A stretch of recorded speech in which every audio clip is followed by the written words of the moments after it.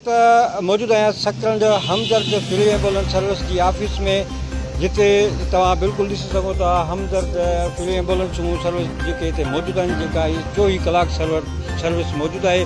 ऐं असां जसदा जूं जेको पाकिस्तान तहरीक इंसाफ़ जो रहनुमा ऐं हमदर्द ऑर्गेनाइज़ेशन जो बानीकार गुलमा रिन साहिब खे, जेको हर ॾुखे सुखे वक़्त में आवाम सां गॾु रहियो आहे ऐं गॾु रहंदो। हिन वक़्तु असां बिल्कुलु उन ऑफिस में मौजूदु आहियूं, जिते हमदर्द फ्री एम्बुलेंस बि हिते सर्विस मौजूदु आहे। ऐं असां हमदर्द फ्री एम्बुलेंस सर्विस जो जेको ड्राइवर आहे उहो पिणु मौजूदु आहे।